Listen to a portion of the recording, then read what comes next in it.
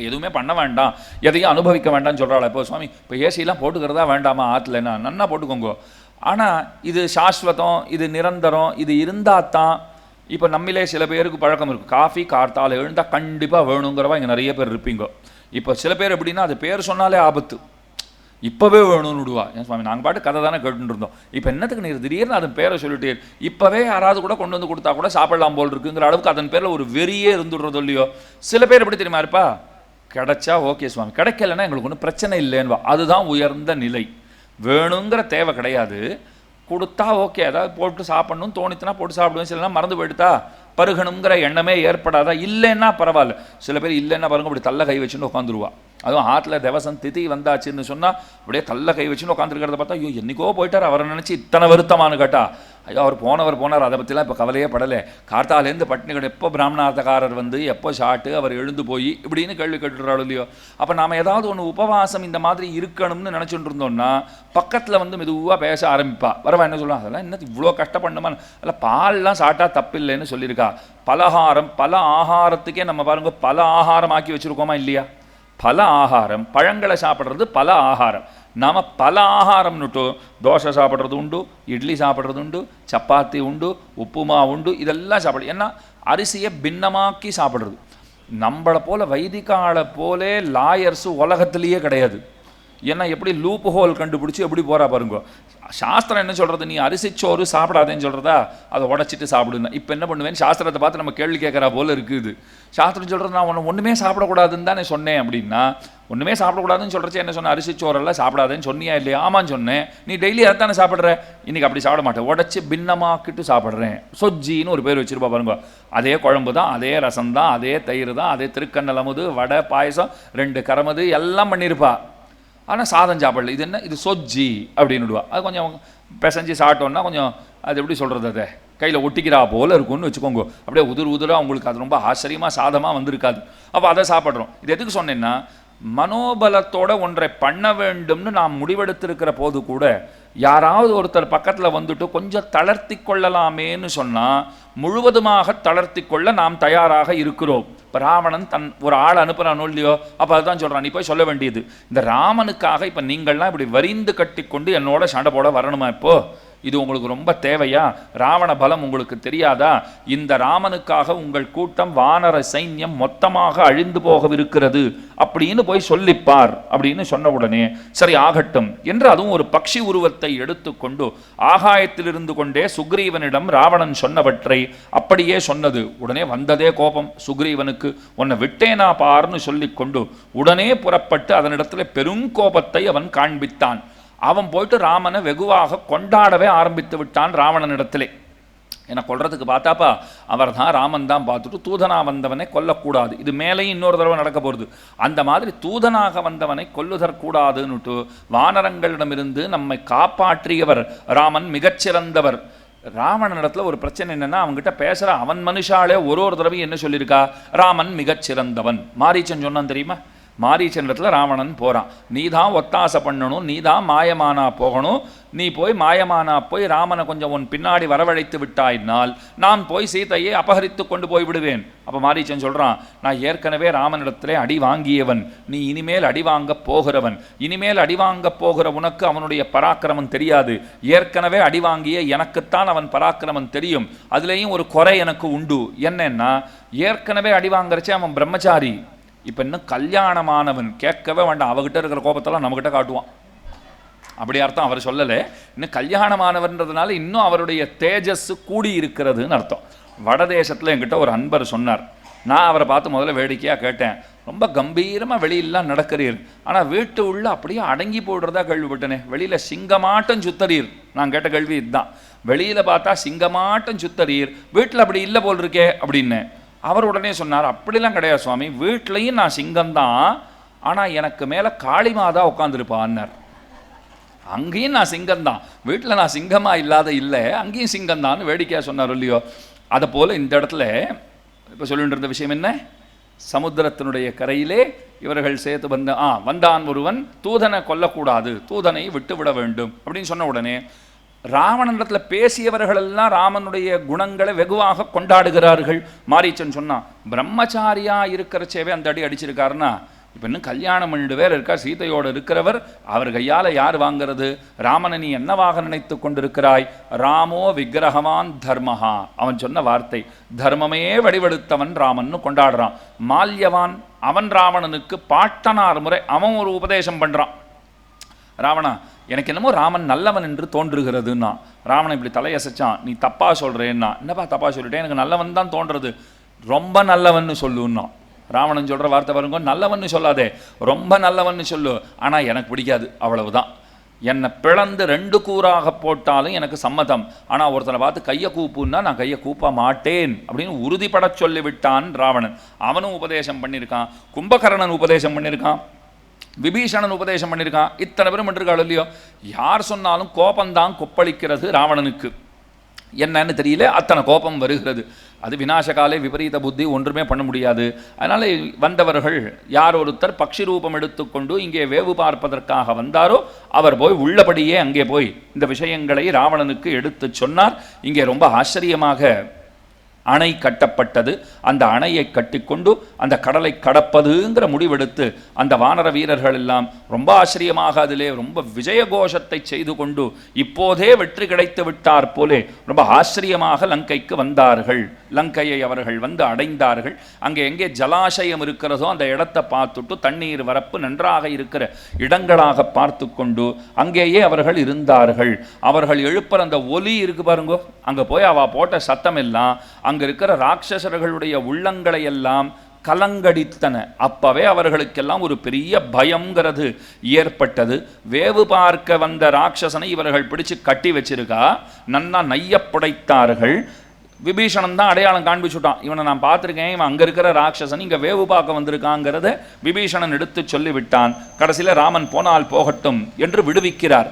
அது விடுவித்தது கூட எதற்கு என்னன்னா, ராமன் சொல்றார், ராவணன் என்ன சொன்னானோ சொல்லணும்னு வந்தியோ இல்லையோ, நான் சொல்றதை போய் அப்படியே சொல்லு. ராவணன் இடத்துல என்ன, ராமன் வரப்போகிறான், உன்னை முழுவதுமாக முடிக்கப் போகிறான்ங்கிற விஷயத்தை அவசியமாக சொல்லு. உடனே அவளும் போய் சொல்றா பாருங்க, லங்கேஸ்வரா, நாங்கள் ராம சைன்யத்துள் புகுந்து பார்க்கும்போது விபீஷணன் எங்களை கண்டு கொண்டு ராமனிடம் கொண்டு விட்டான். ஆனால் ராமன் தர்மமூர்த்தி. அவளும் அதையே சொல்றா, திரும்ப தர்மமூர்த்தி. இதை கேட்கறச்செல்லாம் காதை மூடிக்கிறான் ராவணன். நான் வரவெல்லாம் தர்மமூர்த்தி தர்மமூர்த்தின்னு இத்தனை கொண்டாடினாள். ஸ்ரீராமாயணத்தில் ரொம்ப அழகான ஒரு விஷயம் பாருங்கோ. ஒரு குடும்பத்தைச் சேர்ந்த சகோதர சகோதரிகள் ராமனுடைய ஓரொரு விஷயத்திற்கு ஆட்பட்டார்கள்.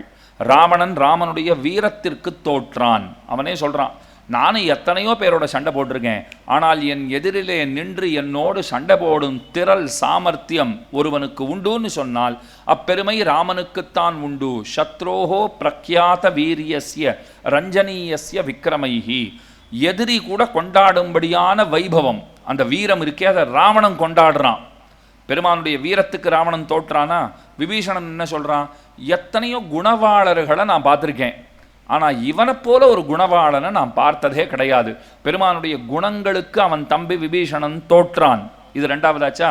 சூர்பனக்கு என்ன சொல்றா, எத்தனையோ அழகர்களை நான் பார்த்துருக்கேன், ஒன்றும் குறவே கிடையாது, ஆனால் இவனை போல ஒரு பேரழகன் அச்சோ ஒருவர் அழகியவான்னு பாடினார் திருவங்கை ஆழ்வார். திருநாகைங்கிற திவ்ய தேசம், சௌந்தர்யராஜன்னே பகவானுக்கு திருநாமம். அத்தனை அழகு, அத்தனை அழகு. அவ்வளோவே காஞ்சிபுரத்துக்கு வாங்கோ, காண்தகு தோள் அண்ணல்னு பேர். தேவபெருமாளுக்கு, வரதராஜ பெருமாளுக்கு அப்படி ஒரு பேர் இருக்குது தெரியுமோ, காண்தகு தோள் அண்ணல். பாடினவர் யார் தெரியுமா? ஸ்ரீரங்கத்தை சேர்ந்த ஒரு கவி பாடினார். அதுதான் விசேஷம். ஸ்ரீரங்கத்துக்காரெல்லாம் மற்ற ஊர் பெருமாளெல்லாம் அவ்வளோலாம் வசதியெல்லாம் கொண்டாடிடவே மாட்டா. ஏன்னா ரங்கநாதனை தவிர எதுவுமே அவளுக்கு தெரியாது. அந்த ஊரை சேர்ந்த ஒருத்தர் காஞ்சிபுரம் பெருமாளை ஒரு பாட்டில் தான் கொண்டாடி இருக்கார். ஆனால் அது 1,00,000 பாட்டு, கோடி பாட்டுக்கு சமம் தெரியுமோ. ஏன்னா பாடி இருக்கிறவர் எந்த ஊர்னு பார்த்துக்கோங்க, ஸ்ரீரங்கத்தை சேர்ந்தவர். அவர் என்ன சொல்லிட்டார், காண் தகு தோள் அண்ணல்னார். அந்த சங்க சக்கரங்களை தேவப்பெருமாள் லாகவமாக பிடிச்சுட்டு இருக்கா போலே இன்னொரு பெருமாள் பிடித்து கொண்டிருக்கவில்லைன்னு உறுதிப்பட சொல்லலாம். நான் தான் பரம்பொருள்னு திருக்கச்சினம்மிட்ட பேசினாரோ இல்லையோ, இன்னைக்கும் நடந்து வந்தார்னா அதை நம்மளை பார்த்து சொல்லிகிட்டே வரா போல இருக்கும். நான் தான் பரம்பொருள். ஒரு அடிக்கும் உங்கள் காதில் அது ஒலிச்சுட்டே இருக்கும், நான் தான் பரம்பொருள், நான் தான் பரம்பொருள் அப்படின்னு சொல்லிகிட்டே வரா போலத்தான் இன்றைக்கும் வருவார். ஒரு சாதாரண ஏகாதசி புறப்பாடாகத்தான் இருக்கும். அதில் சன்னதியிலேருந்து நேரம் நடந்து வரச்சே பார்த்தா நானே பரம்பொருள், அகமேவ பரம் தத்துவம், இதை சொல்லிகிட்டே வரா போலே அத்தனை அழகாக இருக்கார். ராமன் அப்படி கையை தூக்கினார்னு சொன்னால் கீழே பெரிய நிழல் கிடைக்குமா. ஸ்ரீராமாயணம் சொல்றது. கையை தூக்கினார்னா பெரிய நிழல் கீழே கிடைக்கும், உலகமடங்க வந்து நின்றாலும் நிழலுக்கு பஞ்சமிராது, நிக்கிறதுக்கு ஆள் இல்லைங்கிற குறை தான் இருக்குங்கிறா. எல்லா உலகத்தை சேர்ந்தவாளையும் அழிச்சுன்னு வந்தாச்சான், நீங்களும் வந்து நில்லுங்கோ, பரவாங்க வாங்கோ, பரவாயில்ல வாங்கோன்னு அழிச்சுன்னு போய் நிற்க வச்சாச்சே. இன்னும் யாரையாவது கூப்பிடுப்பானா, இதுக்கு மேலே யாரும் பாக்கி இல்லை, ஐயோ இன்னும் இவ்வளோ நிழல் இருக்கேன்னு வாழாம். தடந்தோள் இராகவன் ஒல்லியோ அப்படி கையை தூக்கிட்டார்னு சொன்னால் அத்தனை பேருக்கும் நிழல் தருகின்ற இளைப்பாறும் இடம் போலே பகவான் விளங்குகிறான்ங்கிறது அவனுடைய அழகிற்கு இருக்கிற பெருமை. அப்போது ராவணன் வீரத்திற்கு தோற்றான், விபீஷணன் குணங்களுக்கு தோற்றான், சூர்பனகை பெருமானுடைய அழகிற்கு தோற்றாள். ஒரு குடும்பத்தைச் சேர்ந்த மொத்த உறுப்பினர்களையும் விலைக்கு வாங்குகிற ஒரு சாமர்த்தியம் அது ராமனிடத்திலே இருந்தது அப்படிங்கிறது இந்த இடத்துல ஏத்தம். அதனால் வந்த அந்த தூதுவர்களை பெருமான் விட்டுட்டு சொல்கிறான், நீ போய் சொல்லு ராவணனிடத்திலே என்று அவர்கள் அனுப்பின உடனே அவர்கள் போய் அந்த ராவணனிடத்திலே மொத்தத்தையும் சொல்லுகிறார்கள். அந்த சைன்யம் இவ்வளவுதான் என்று அளவிட்டறிய முடியாததாய் இருக்கிறது. ஐயோ அந்த சேனை நான் பார்த்துட்டு வந்தேன், எத்தனை பெருசாக இருக்குது தெரியுமா, வானர சைன்யங்கிறது வெள்ளம் வெள்ளமாக மக்கள் அங்கே இருக்கிறார்கள், நம்மளால் அந்த வானர சைன்யத்தை தாக்குப்பிடிக்க முடியும் என்று நமக்கு தெரியவில்லை, அந்த ராமனை ஒருவராலும் ஜெயிக்க முடியாது என்றே தோற்றுகிறது. அப்போவே அவன் சொல்லிட்டான், எனக்கு என்ன தோன்றதுன்னா நிச்சயமாக ஜெயிக்க முடியும் என்று நமக்கு தோன்றவில்லை. அதுக்கு மேலே முக்கியமான விஷயத்தையும் சொல்லிட்டா, விபீஷணனுக்கு அங்கே ராஜாபிஷேகமும் ஆழ்த்து. அதையும் ராவணனிடத்திலே ரொம்ப அழகா சொல்றா, ஸ்ரீமதா ராஜராஜேன லங்காயாம் அபிஷேசிதா, அவனுக்கு லங்கா ராஜ்யத்தை கொடுத்து லங்கைக்கு ராஜாவாகவும் அவனை ஆக்கிவிட்டார்கள். அபிஷிச்ச லங்காயாம் ராட்சசேந்திரம் விபீஷணம் கிருதகிருத்தியஸ்ததா ராமஹா விஜ்வரஹா பிரமுமோதஹான்னு ஒரு ஸ்லோகம். அது முதல் சர்க்கத்திலேயே சம்க்ஷேப ராமாயணம்னு இருக்கு பாருங்க, அதில் வர ஸ்லோகம்னு நினைவு. ரொம்ப அழகான அர்த்தம் இதுக்கு. ராவணனுடைய இடத்திலே விபீஷணனை அரசனாக பெருமான் முடிசூட்டி விட்டான். முடிசூட்டின உடனே பெருமானுக்கு ஒரு ஜுவரம் தீர்ந்ததாம், ஒரு தாபம் போச்சாம் பெருமாளை விட்டு. இப்போது குழந்தைகள் சாப்பிட ரொம்ப படுத்துறதுன்னு வச்சுக்கோங்க, அம்மா கஷ்டப்பட்டு ஒரு கிண்ணத்தில் சாப்பாட்டை கலந்துன்னு வந்து அதை ஊட்டுறதுக்கு படாத பாடுபட்டு ஊட்டி விட்டாள்னா அந்த குழந்தை சாப்பிட்டு முடித்த உடனே பாருங்கோ தானே சாப்பிட்டா போல ஒரு உவகை அடைந்து அப்பாடான்னுட்டு போவா. அந்த அப்பாடாங்கிறதுக்குள்ளே எத்தனை அர்த்தம் பொதிந்திருக்கிறது தெரியுமா. இனிமேல் தான் சாப்பிடணும் சாப்பிடல அதை பற்றியெல்லாம் அவளுக்கு விசாரமே கிடையாது. இந்த குழந்தைக்கு போடுறதுக்குள்ளே அப்பா. அதை போல் ராமன் விபீஷணன் தலையில் அந்த கிரீடத்தை வைத்தான், அப்பாடான் நானாம். பெரிய ஜுவரம் போச்சான் பெருமானுக்கு. என்ன ஜுவரம் போச்சு, அவன் பயந்துட்டு இருந்தானா. ஏற்கனவே அயோத்திக்கு போனால் பரதன் கொண்டு வந்து கிரீடத்தை தள்ள வைக்க போகிறான், அதையே எப்படி தவிர்ப்பதுன்னு நான் பார்த்துட்டு இருக்கேன். இவன் வேறு நான் லங்கைக்கு ராஜாவாக இருக்க மாட்டேன், நீதான் பார்த்துக்கணும்னு எங்கிட்ட கொடுத்துருவானோன்னு பயந்துட்டே இருந்தேன். தலையில் கிரீடத்தை வச்சேன், நல்ல வேளை இவன் எதுவும் சொல்லலை, மறுக்கலை, ஜுவரம் போச்சு. இது ஒரு அர்த்தம். விஜ்வரஹா பிரமுமோதஹா, ஜுவரம் நீங்க பெற்றவனாய் மகிழ்ச்சி அடைந்தான். ஆனால் வேற ஒரு அர்த்தம் இன்னும் ரொம்ப அழகாக சொன்னான். விஜ்வரஹாங்கிறத ரெண்டாக பிரிச்சுக்கோங்கன்னா, அதை வீணு தனியாக பிரிச்சுக்கணும், ஜுவரஹான்னு தனியாக பிரிச்சுக்கணும். வீணா பக்ஷின்னு ஒரு அர்த்தம், பறவைன்னு ஒரு அர்த்தம். விபீஷணனுக்கு பெருமான் லங்கா ராஜ்யத்தை கொடுத்தார், ஆனாலும் ஜுவரம் நீங்க பெறாதவராக இருந்தார், இன்னும் ஜுவரம் போகலை. ஒரு பறவை விஷயமான ஒரு ஜுவரம் வெப்பம் அவருக்கு இருந்து கொண்டே இருக்கிறதுன்னு அர்த்தம் பண்ணா. அது என்ன வெம்மை, அது என்ன வெப்பம்னு கேட்டா, இந்த ராமராவண யுத்தம் நடக்கும்போது பல உயிர்கள் நிச்சயம் போகும். சண்டைன்னு நடந்தால் உயிர்கள் போகத்தான் போகிறது. அது என்ன, இன்றைக்கி நடக்கிற போர்லெல்லாம் பெரும்பாலும் அப்பாவி உயிர்கள் போகிறது. அன்றைக்கி நடந்த சண்டையில் ஒரு உத்தமமான காரியம் பண்ணிட்டு இருந்தா, கர்ப்பிணி பெண்கள்லாம் இருந்தா, வயோதிகர்கள், பிராமணர்கள், பசுமாடுகள் இதெல்லாம் தனியாக கொண்டு போய் பத்திரமா எங்கேயாவது நிறுத்தி விட்டு தான் பொதுமக்களுக்கோ சண்டைக்கு சம்பந்தம் இல்லாதவர்களுக்கோ எந்த பாதிப்பும் ஏற்படக்கூடாதுங்கிறதுல ரொம்ப மும்முரமாக கண்ணும் கருத்துமாக இருப்பார்கள். இன்றைக்கி அந்த தர்மம் எல்லாம் எங்கும் யாரும் ஃபாலோ பண்ணுறதாவே தெரியல. பள்ளிக்கூடத்திலெல்லாம் கொண்டு போய் பாம் போடுறான்னு சொன்னால் அதெல்லாம் பார்த்தா வயிறே கலங்கிறது. இந்த மாதிரிலாம் கூட யாராக இருக்கட்டுமே, அது எந்த குழந்தைகளாக இருந்தாங்க, குழந்தைகள் என்ன தெரியும் அந்த குழந்தைகளுக்கு, சண்டைனா என்னன்னு தெரியுமா, சிரிப்பை தவிர வேறு ஏதாவது தெரியுமா குழந்தைகளுக்கு. அப்போ அந்த நாள்லன்னா ரொம்ப ஜாக்கிரதையாக பார்த்து எல்லாரையும் காப்பாற்றிட்டு தான் அவர்கள் சண்டைங்கிறதையே பெருசாக போடுகிறார்கள். இந்த சண்டையே நடக்கிறது இல்லையோ. அப்போ ராவணன் இடத்துல போய் கேட்டா, இந்த சண்டையிலே நம்முடைய ராட்சச வீரர்கள் அவர்கள் எல்லாம் இறந்தால் என் செய்வது. ராவணன் சொன்னா, என்ன பண்ணுறது, கடலில் தூக்கி போட்டு வந்துட்டே இருங்கோன்னுட்டான். யாராவது போயிட்டானா அந்த பிணங்களை எல்லாம் ஒன்று பத்திரப்படுத்தி வச்சு நாம் என்ன பண்ண போகிறோம், அதெல்லாம் கொண்டு போய் கடலில் போட்டுடுங்கோ. ராமனிடத்தில் கேட்கப்பட்டது, நம்ம சைன்யத்தில் சேர்ந்த வானர வீரர்கள்லாம் போயிட்டா என்ன பண்ணுறது? அப்போ தான் தேவேந்திரன் பார்க்கறதுக்குன்னு வந்தான். தேவேந்திரனுக்கு ஒரு சக்தி உண்டு, மாண்டாரை உயிர்ப்பிக்கும் சக்தி அவனுக்கு உண்டு. பெருமாள் அவனிடத்துல சொன்னார், தோப்பரப்பா, இந்த வானங்கள் எனக்காக, நான் சீதையை திரும்ப அடைதற் பொருட்டு எனக்காக சண்டையிடவிருக்கின்றன. சண்டையில் பல பேருக்கு உயிர் போகிறதுக்கு வாய்ப்பு இருக்குது. உனக்கு தான் போயிட்ட வாழை பிழைப்பிக்கிற சக்தி இருக்கும் இல்லையோ, தயவு பண்ணி இந்த வானரங்கள் எவ்வவர்களெல்லாம் இறந்து மாண்டு போகிறார்களோ அவர்களை பிழைப்பித்து தர வேண்டிய காரியம் உன்னுடையது, செய்வாயான்னு கேட்டார். அவசியம் பண்ணுறேன்னுட்டான் அவன். உடனே ராமன் என்ன கட்டளை போட்டார்? எந்த வானர வீரன் இறந்தாலும் அவன் உடலை பத்திரப்படுத்தி வைக்க வேண்டியது அப்படின்னு சொல்லிட்டார். குவியல் குவியலாக வானர பிண குவியல் கிடக்கிறதாம். அத்தனை இருந்தாலும் பத்திரமா பார்த்துக்கோங்கன்னு சொல்லிட்டார். தேவேந்திரன் வந்தான், என்னமோ மந்திரத்தை சொன்னால் ஒன்று ஒன்றா எழுந்து வருதான். தூங்கி எழுந்து வரா போல் சோம்பல் முடிச்சுட்டு ஒரு வானரமாக வருது. எல்லாம் துள்ளி குதிக்கிறாளாம், ரொம்ப சந்தோஷமாம். ராமன் மட்டும் வாட்டத்தோடு இருந்தாராம். இப்போ இந்த ஸ்லோகத்தில் என்ன சொன்னேன்? விபீஷணனை ராஜாவாக்கின பிற்பாடு தன்னுடைய வெப்பம் தீரப்பெற்றவனானான், இது முதல் பொருள். ரெண்டாவது பொருள் என்ன பார்த்தோம்? அவனை ராஜாவாக்கின பிற்பாடும் வெப்பம் போகலை, அதாவது மனசில் இருக்கிற தாப்பம் ஆறலை. என்னமோ ஒன்று பெருமானை வாட்டி கொண்டிருந்தது, ஒரு பறவை விஷயமான துயரம்னு சொன்னேன். இப்போ இந்த வானரங்கள்லாம் பிழைச்சி வரதை பார்த்துட்டு எல்லாம் கைத்தட்டுறா, குதூகலிக்கிறா, கும்மி அடிக்கிறா, கூத்தாடுறா. ராமன் மட்டும் சோர்ந்து போய் உட்காந்துருந்தார். லக்ஷ்மணன் பொறுமையாக கேட்டான், அண்ணா மூஞ்சி எப்படி வச்சுக்க, அதை பார்க்கவே நன்னா இல்லை, பார்த்தா எப்படி இருக்குது தெரியுமா, இந்த வானரங்கள்லாம் எழுந்து வரது உனக்கு இஷ்டம் இல்லைங்கிற போல இருக்குது.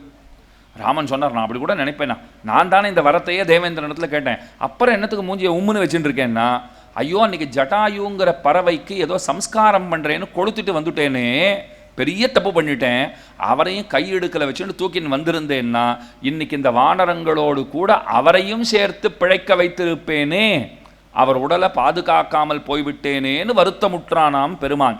இந்த தாபம் இன்றைக்கும் இருக்கிறதுன்னா, இது அழியாத தாப்பம். இப்போவும் அவர் மனசு அது தச்சுட்டே இருக்கான். ஐயோ தேவேந்திரன் வந்து பாப்பான்னு தெரிஞ்சிருந்தா அவரை காப்பாற்றிருக்கலாம். தன் தந்தையை காப்பாற்றணும்னு கூட பகவான் நினைக்கல, தசரதனை காப்பாற்றணும்னு கூட நினைக்கல, ஜடாயுவை காப்பாற்றணும். ஏன்னா தனக்காக சண்டை போட்டு போயிருக்காரு இல்லையோ, அதை பெருமானாலே பொறுத்து கொள்ள முடியவில்லை.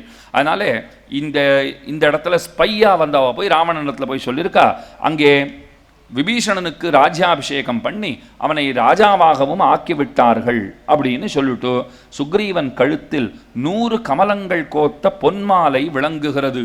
அது வாலியை அடித்து கொண்டுட்டு வாலியிடமிருந்து அவன் பெற்று ராமனாலே அணிவிக்க பெற்று அவன் அணிந்து கொண்டிருக்கிறான்.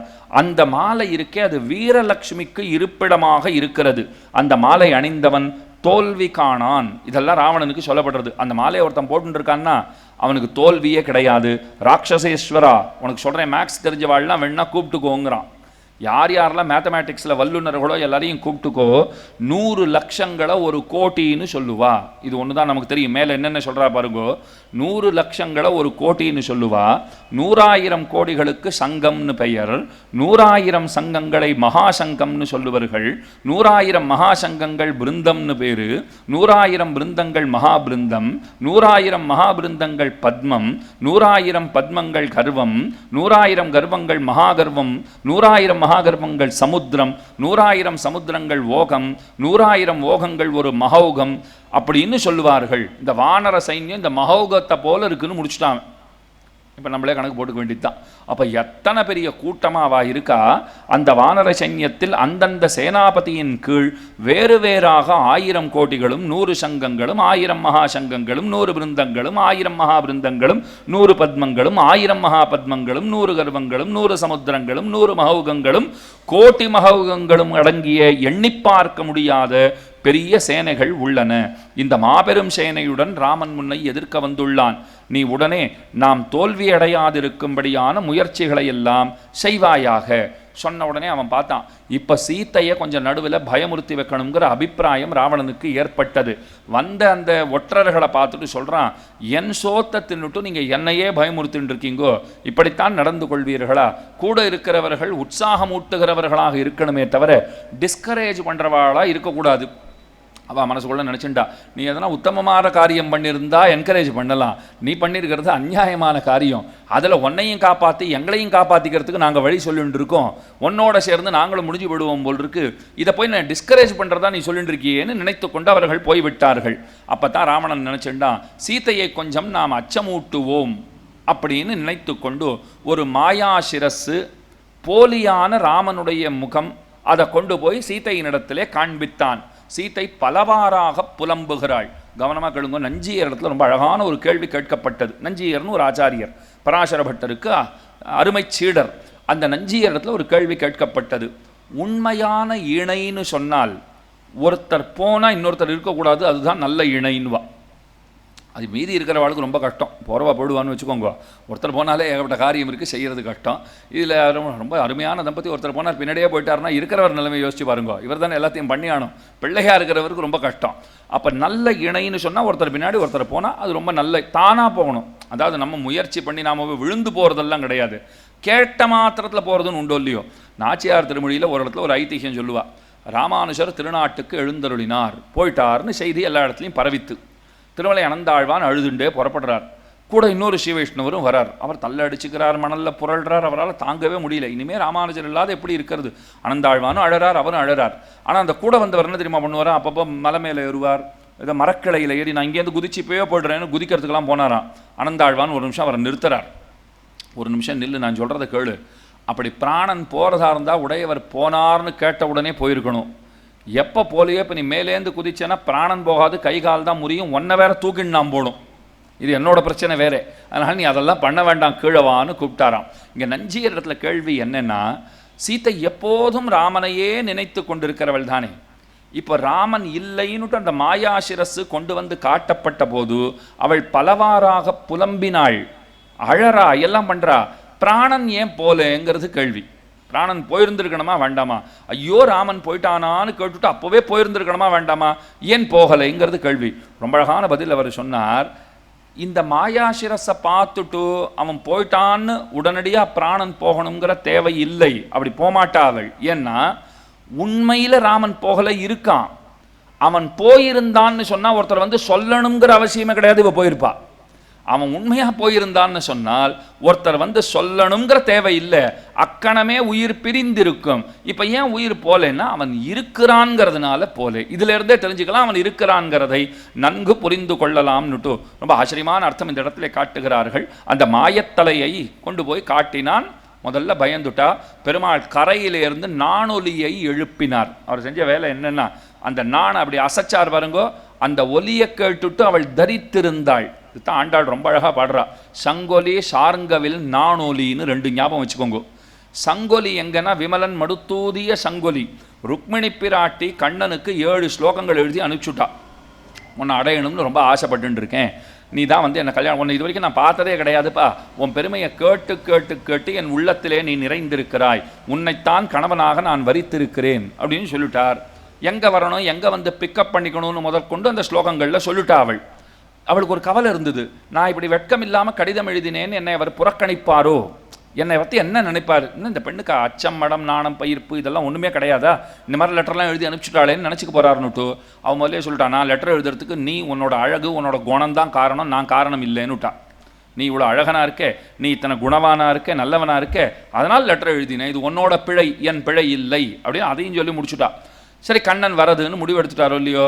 புறச்சோலை வெளியில் இருக்கிற ஒரு உத்தியானம், அந்த சோலையில் வந்தபோது அந்த சங்கநாதத்தை பண்ணார் பாருங்கோ ருக்மிணி பிராட்டி. அப்போவே தேறிட்டா, அழைச்சின்னு போகிறதுக்கு வந்துட்டார். பாஞ்சஜன்யத்தினுடைய ஒலி கேட்கிறது, நம்மை அவர் அழைத்து கொண்டு போவார்.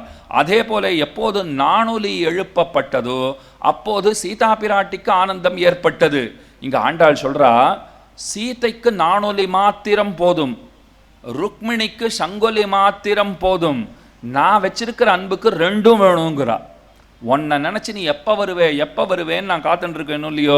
பூங்கொள் திருமுகத்து மடுத்தூதிய சங்கொலியும் சார்ங்கவில் நாணொலியும் தலைப்பெய்வது எஞ்ஞான்னு கொலோ. திருமாலிருஞ்சோலையை பாடுறச்சே சொல்கிறா பாருங்கோ.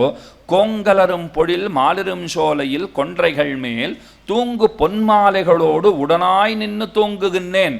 நான் பிரயோஜனம் இல்லாமல் இருந்துட்டுருக்கேன்னு சொல்ல வரா. கொஞ்சம் கவனமாக கேளுங்க. நான் பிரயோஜனம் இல்லாத இருந்துட்டுருக்கேன். எதை போலன்னா திருமாலிரும் சோலையில் கொன்றைகள் போலேனுட்டா. அந்த கொன்றைகள் மேல் தூங்கு பொன்மாலைகளோடு உடனாய் நின்று தூங்குகின்றேன். அந்த திருமாலிருஞ்சோலையில் நிறைய கொன்றை மலர்கள் எல்லாம் வளர்ந்துருக்கு, பூத்திருக்கு. கொன்றை மலர் யாருக்கு பயன்படும் உங்களுக்கு தெரியும், பரமசிவனாருக்கு உகந்த பூவது. அதை கொண்டு போய் விஷ்ணுவாலயங்களில் பெருமாளுக்கு யாரும் கொடுக்கறதுங்கிறது கிடையாது. இப்போ திருமாலிருஞ்சோலையில் நிறைய கொன்றை புஷ்பம்லாம் பூத்துருக்குன்னா பிரயோஜனம் இல்லையோ இல்லையோ. அங்கே இருக்கிறவர் விஷ்ணு, அவருக்கு இது பிரயோஜனப்பட போகிறது கிடையாது. இங்கே சுந்தரேசனார் கோயில் பக்கத்தில் இருந்தால் உபயோகப்பட போகிறது, திருமாலிருஞ்சோலையில் இருந்தால் பிரயோஜனப்பட போகிறது இல்லை. அதை போல் நானும் பிரயோஜனம் இல்லாத இருந்துட்டுருக்கேன். என்ன இன்னும் பெருமாள் இன்னும் ஸ்வீகரிக்கலேன்னு சொன்னால், ஏன்னா வானிடை வாழும் அவ்வானவருக்கு மறையவர் வேள்வியில் வகுத்தவவி தானே பாடியிருக்கா. மானிடவருக்கு என்ன பேச்சுப்படில் வாழகில்லேன்னு சொல்லிட்டா. நான் பெருமானுக்கு தான். ஆனால் அந்த பெருமான் தன்னை இன்னும் சேர்த்துக்கலேன்னு சொன்னால், ஆமாம் திருமாலிருஞ்சோலையில் இந்த கொன்றைகள் மேல் அங்கே இருக்கிற தூங்கு பொன்மாலைகளோடு உடனாய் நின்று தூங்குகின்றேன், நானும் உபயோகப்படாத இருந்துட்டுருக்கேன் அப்படின்னு சொல்லிவிட்டு, என்னை பெருமான் தேற்ற வேண்டுமாகில் எனக்கு ஒரு ஆறுதல் தரணும்னு சொன்னால், பூங்கொள் திருமுகத்து மடுத்தூதிய சங்குலி அதுவும் நான் கேட்கணும். அதே போல சார்ங்கவில் நானொலி அதையும் நான் கேட்க வேண்டும். அப்படின்னா அவர்களை காட்டிலும் இவள் விலக்ஷணைன்னா, சீதைக்கு நானொலி மாத்திரம் போதும், ருக்மிணி பிராட்டிக்கு சங்குலி மாத்திரம் போதும், அவர்களை விட இவள் சிறந்தவள்ங்கிறதுனால இந்த ரெண்டுமே எனக்கு தேவை, கேட்க ஆசைப்படுகிறேன் அப்படின்னு அவள் தெரிவித்தாள். ஆக மாயாசிரசுங்கிறது காட்டப்பட்டு பிற்பாடு அந்த நானொலியை கேட்டு அவள் தேறினாள். பெருமான் சௌக்கியமாக இருக்கிறான்கிறதை நன்றாக புரிந்து கொண்டு விட்டாள்.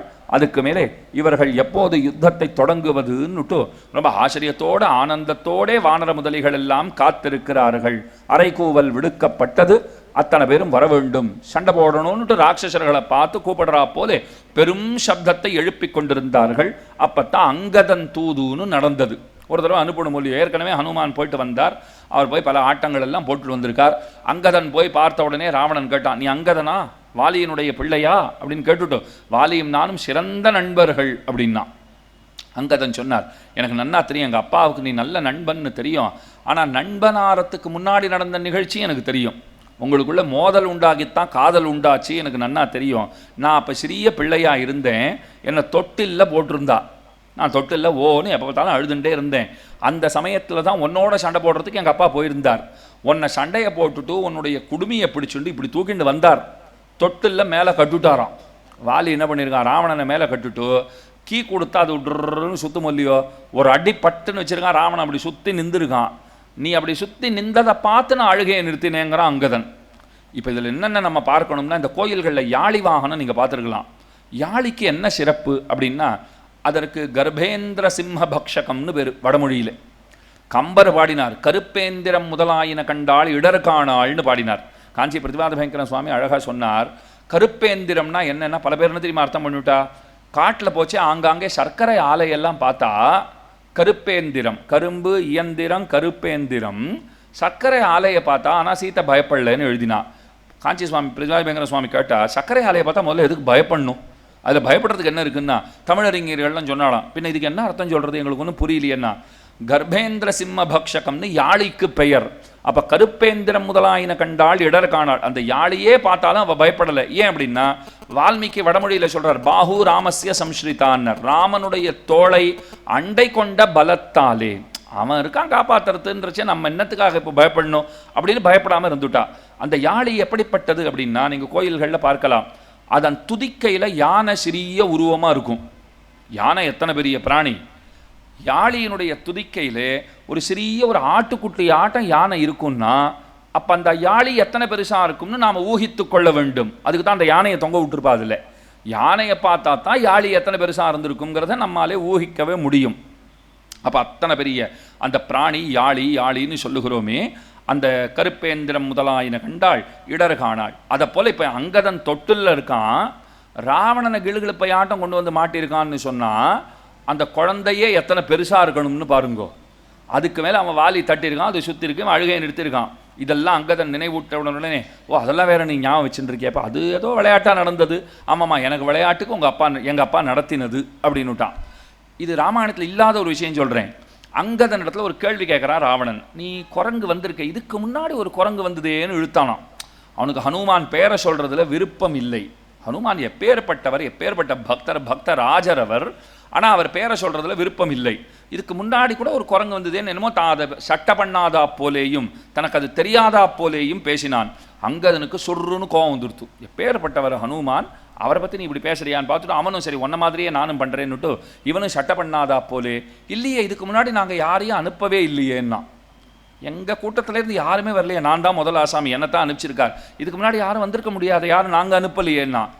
என்னப்பா இப்படி சொல்கிறே, ஒரு அவன் இப்போ எப்படி மாறுறான் பாருங்க, என்னப்பா இப்படி சொல்கிறே, ஒருத்தன் வந்தான் என்ன ஆட்டம், கெட்ட ஆட்டம் போட்டு போயிட்டான்பா, லங்கையே கொளுத்துட்டான், படாத பாடு படுத்திட்டு போனான், எத்தனை ராட்சசர்களை முடிச்சுட்டான் அவன் இப்படின்னு சொன்ன உடனே அங்கதன் சொன்னானா, இரு யோசனை பண்ணுறேன் அப்படின்னு சொல்லிட்டு, எனக்கு பேர் ஞாபகம் வரல, ஆனால் நீ சொன்னது வாஸ்தவந்தான் அப்படின்னா. ஐயோ ஹனுமான்னு பேர் இவனே சொல்கிறான் உடனே.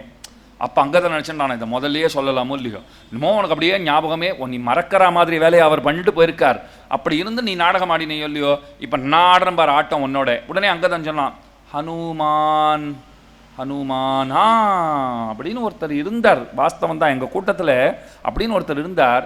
இங்கே வந்தப்போ நீங்கள் ஏதோ அவரை கட்டி போட்டிங்களாமே, நாங்கள்லாம் அடித்து துரத்திட்டோம், இந்த மாதிரி பலம் இல்லாத ஒரு குரங்கு நமக்கு தேவையில்லைன்னுட்டு நாங்கள்லாம் துரத்திட்டோம்னா. அவன் பார்த்தா, நான் பலமில்லாத குரங்கே இந்த ஆட்டம் போட்டிருக்குன்னு சொன்னால், இப்போ துரத்தப்பட்ட குரங்கு எங்கள் கூட்டத்துக்கு நீ லாயக்கில்லைன்னு துரத்தப்பட்டதே இத்தனை பெரிய பலசாலின்னு சொன்னால், மீதி இருக்கிற குரங்கெல்லாம் என்ன பண்ணுமோ தெரியலையேன்னு அவன் அச்சம் கொண்டான்னு சொல்லுவார்கள். ஆக அங்கதன் தூது போனான், அவனும் நல்வார்த்தைகளை எல்லாம் சொல்லி பார்த்தான். ராவணன் கேட்பதாக இல்லை, யுத்தம் ஒன்றுதான் வழி என்பதாக முடிவாயித்து. ரொம்ப அழகாக அணையை கட்டி, இணைக்காக கட்டிய அணை, அதுதான் ரொம்ப முக்கியமான விஷயம் இல்லையா? இணைக்காக கட்டப்பட்ட அணை. ரொம்ப ஆச்சரியமாக அங்கே போயாச்சு, யுத்தம் தொடங்க போகிறது. ராமராவண யுத்தத்தை எப்படி வர்ணிப்பார்கள்னால், ராமராவண யுத்தத்திற்கு சமமாக எதை சொல்லுவது? சமுத்திரத்துக்கு சமமாக எதை சொல்லணும்னா சமுத்திரத்தை தான் சொல்லணும். ஆகாசத்துக்கு ஆகாசப்பரப்புக்கு சமமாக எதை சொல்லணும்னா ஆகாய பரப்பைத்தான் சொல்லணும். ராமராவண யுத்தத்திற்கு சமமாக ஒன்றை நாம் சொல்ல வேண்டும் என்னால் ராமராவண யுத்தத்தை தான் சொல்ல வேண்டும்ங்கிறது அந்த யுத்தத்திற்கு இருக்கிற தனிச்சிறப்பு. தர்மத்திற்கும் அதர்மத்திற்குமான போர், அவ்வளவுதான். அது தர்மம் கடைசியில் வெற்றி பெற்றதுன்னு பார்க்கிறோம். போர் தொடக்கமாகிறது. மேலே நாகபாசத்தாலே கட்டுண்டு கிடந்தார்கள்ங்கிற சரித்திரம். இந்திரஜித்து அவன் பெரிய யாகம் பண்ணான். எதுக்கு யாகம் பண்ணான்? ராமலக்ஷ்மணர்கள் அழியணும்னு யாகம் பண்ணான். ஆச்சாரியர்கள்லாம் சிரிக்கிறா, பகவான் வாழணும்னு யாகம் பண்ண வேண்டி இருக்க, பலர் வாழணும்னு யாகம் பண்ண வேண்டி இருக்க, சிலர் போகணும்னு யாகம் பண்ணுவார் உண்டோ, இந்த மாதிரி காரியம் கூட உண்டோன்னு வியக்கிறார்கள். அதற்கு மேலே அந்த இந்திரஜித்து, கும்பகர்ணன் இவர்களெல்லாம் எங்கனம் ராமனாலே முடிந்தார்கள்ங்கிற சரித்திரம் அது நாளைக்கு அனுபவிக்க பிராப்தம். நாளைக்கு உறக்கம் பேருறக்கம்ங்கிறது தலைப்பு. உறக்கம் கும்பகர்ணனுடைய உறக்கம். பேருறக்கம்னா ராமனிடத்தில் வந்துட்டா கூத்தத்தின் வாய் விழுந்த கும்பகர்ணன் பெரிய தூக்கத்தை பரிசளிச்சுட்டார் இல்லையோ, எழுந்துக்கவே வேண்டாங்கிறா போல தூக்கம். நீ தூக்கம் தானே பிடிக்கும், தூங்கிட்டே இருக்கலாம் வா அப்படின்னு கூப்பிட்டார்களோ இல்லையோ. மேலே நடந்த சரித்திரங்கள் நாளைக்கு இந்த கோஷ்டியிலே விண்ணப்பிக்க பெறும். அதற்கு அடுத்த நாள் கடைசி நாள் ஸ்ரீராம பட்டாபிஷேகம். அன்னைக்கு தான் இரக்கமற்றவனும் உறக்கமற்றவனும். இரக்கமற்றவன் இந்திரஜித்து, உறக்கமற்றவன்னா அவனை கொல்வதற்காகவே அவதரித்திருப்பவரான இளைய பெருமாள் லக்ஷ்மணன். மேலே ஸ்ரீராம பட்டாபிஷேகம் என்று அன்றைய தினம் உபன்யாச கோஷ்டி நடைபெறும். இன்றைய நிகழ்ச்சி இப்பொழுது அணை விஸ்தாரமாக கிட்டியாச்சு, இணைக்கிட்ட பார்த்தாச்சு. அணையும் இணையும்ன்ற தலைப்பு வந்து நம்மளை நிறைய புதிய புதிய புதிய புதிய விஷயங்களை எப்படி தான் இந்த மாதிரி பெரியவாச்சான் பிள்ளை, நம்பிள்ளை, நஞ்சியர், கோவிந்தராஜியம், கூரத்தாழ்வான், அது பாட்டுக்கு விதமாக யாதவாப் தேசிகர் எத்தனை எத்தனை வருது, எத்தனை அந்த ஃப்ளூயன்சி, அந்த தொடர் சொற்பொழிவுன்றது வேறு. இந்த தொடர்ச்சியான வார்த்தை ஜாலங்களால் மயங்கி நிற்கும் எங்களை நாளைக்கு மேலும் மயங்க அவனடி சேர தொடர்ந்து அவர் உபன்யசிப்பார். நாளையோட நிகழ்ச்சி உறக்கம் பேருறக்கம்.